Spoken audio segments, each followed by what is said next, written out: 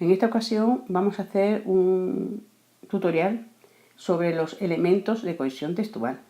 Pero antes sí me gustaría explicar un poco, para que ustedes tengáis idea de por qué analizamos los elementos de cohesión textual, qué significado tiene dentro de un texto, un poco las propiedades del texto, ¿verdad? Todo el mundo ya sabéis, por lo que hemos ido estudiando desde primero de la ESO, que el texto es la máxima unidad lingüística, ¿no? Que consiste en un conjunto de enunciados que comparten el mismo contenido, la misma finalidad comunicativa, ¿verdad? Y que están unidos entre sí por una lógica. Pero para que el texto cumpla todas las características que acabo de decir, tiene que tener una serie de propiedades. Esas propiedades son la adecuación, que ya la analizaréis ustedes cuando estéis en bachillerato, pero que sí consiste en que el texto que yo voy a escribir a la persona que va dirigido tenga cierta coherencia con el significado del texto. Supongamos que yo quiero pedir más sillas porque en mi clase me hace falta para los alumnos. Yo voy a ir a la dirección, pero yo no voy a decir, no voy a coger un texto narrativo. Había una vez una profesora que necesitaba sillas para su clase, para su aula. Yo tendría que decir, tendría que coger un texto expositivo, argumentativo. Yo iría a la directora y le diría, mire usted que he ido a clase y resulta que tengo más alumnos que sillas.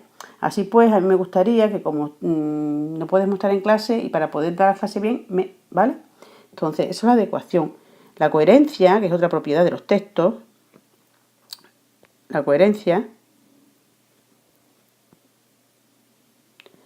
consiste en que los enunciados entre ellos tengan cierta lógica en cuanto a significado. Por ejemplo, yo no puedo decir, fui a mi casa, me recibió una jirafa. No, yo tendría que decir, fui a mi casa y estaban mis familiares recibiéndome, ¿verdad? Que es lo lógico, semánticamente. Y finalmente, para que exista adecuación y coherencia, tiene que haber unos elementos de cohesión textual que son los que nosotros vamos a analizar. Sí me gustaría que supieras que, como hemos dicho antes, el texto es la unión de enunciados, ¿verdad?, que están construidos con lógica, que estos enunciados pueden ser oracionales cuando se construye con su sujeto y su predicado, la niña está en casa, y no oracionales, o lo que se llaman también frases, que es, por ejemplo, cuando yo digo, ¡ay!, todo el mundo sobreentiende que ¡ay, qué dolor tengo!, ¿no? Bien, pues una vez que está dicho esto, me parece que es importante, nos vamos a pasar a los elementos de cohesión textual, que nosotros agrupamos a la hora de hacer el comentario por niveles. Vuelvo a lo mismo, cuando se va a hacer un comentario, yo no pregunto qué es el nivel lexicosemántico o qué elementos lo forman. Yo quiero que sobre el texto ustedes me habléis de los elementos de cohesión que ustedes estáis viendo, pero que lo hagáis por niveles. Bien, pues nada, por los elementos de cohesión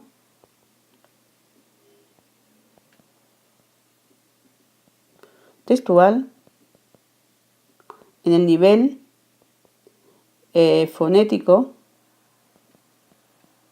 fonológico. ¿Y qué podemos nosotros comentar a nivel fonético fonológico? Pues todo aquello que nos llame la atención y que dependa del oído, ¿verdad?, de la forma de hablar del hablante y cómo lo recibe el receptor. Por ejemplo, podríamos hablar de las oraciones interrogativas,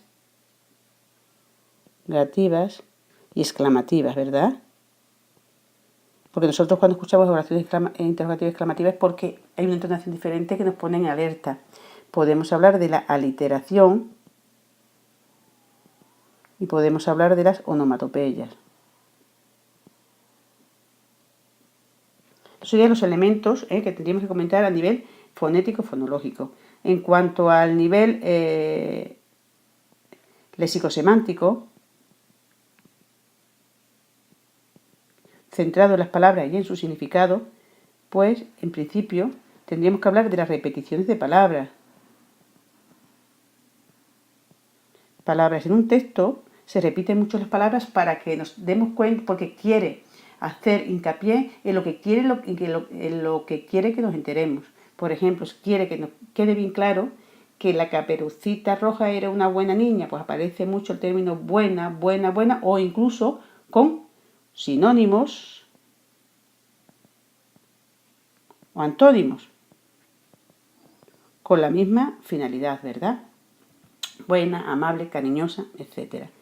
Aparte de las repeticiones, tendremos lo que nosotros denominamos las redes semánticas o léxicas. Y dentro de las redes semánticas, nosotros tendremos que hablar de los campos semánticos,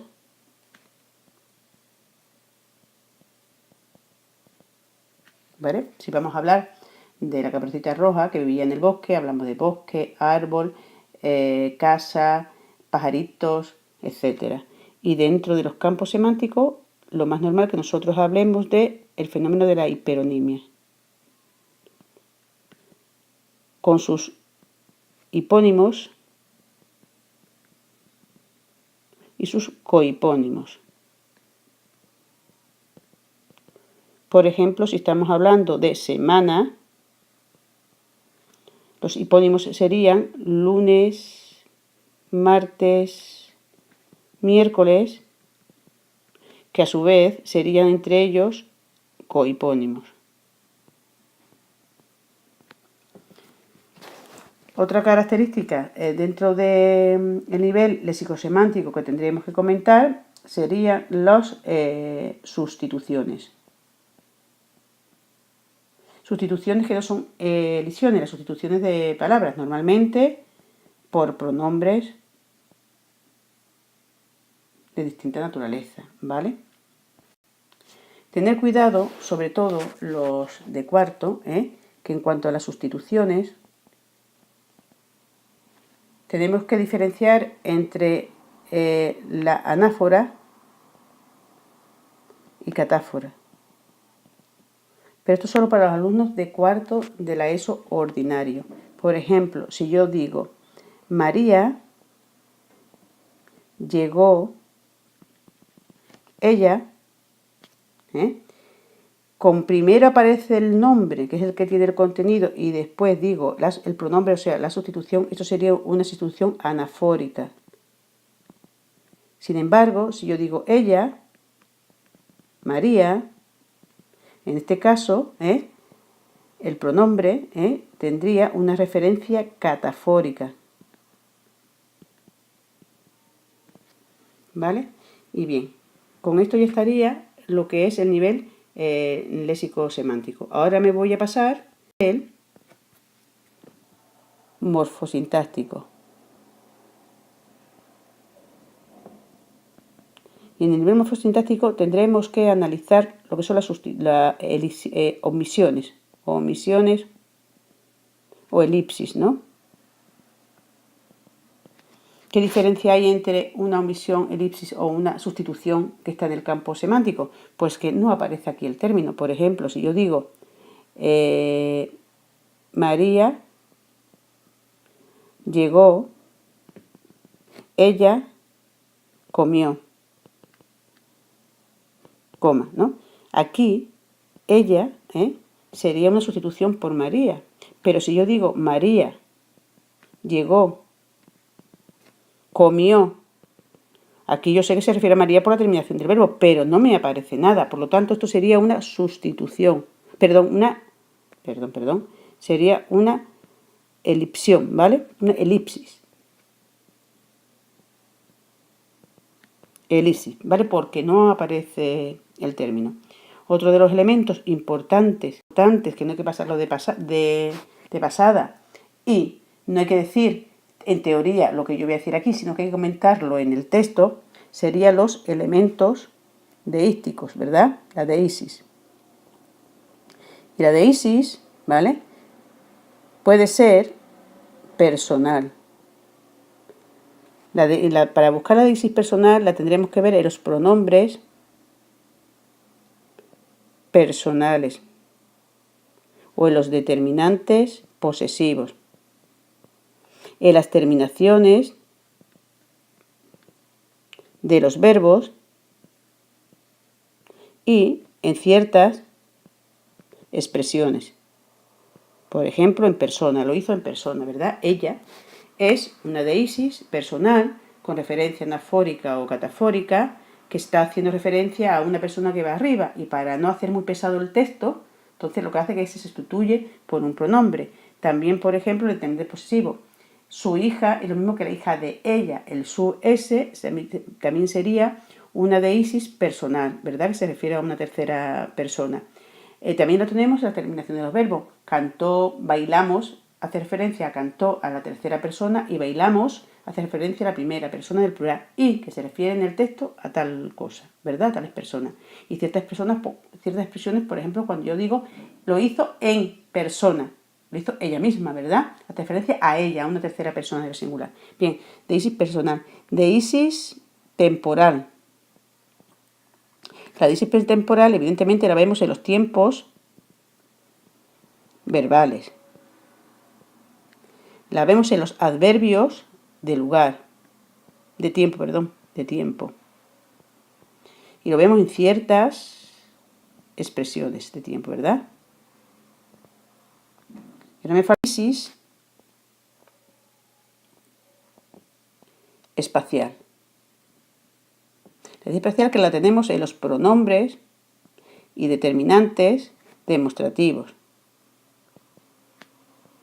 Acordaros que este marca cercanía, S distancia media y aquel lejanía. Lo vemos también en ciertas expresiones.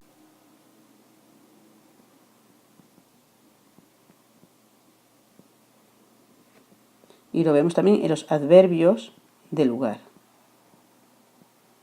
¿Vale? Y ya, finalmente lo que me tenéis que comentar dentro de la deisis son los conectores.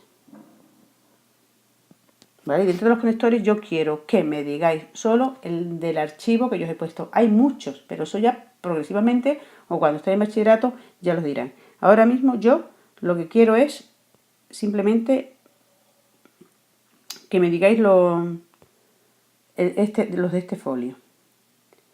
Vamos a ver si podemos aquí incluir el folio. Bueno, pues esto son los que yo quiero que os estudiéis, ¿vale? Yo no pido otro, lo que pido son estos, ¿vale? Pues yo creo que con esto os puede venir como por repaso, ¿verdad? Una cosa, nunca hacerme de forma teórica esto, hacérmelo como un comentario, decirme dónde lo veis y para qué sirve, qué referencia tiene, ¿vale? Pues con esto ya está, espero que os sirva.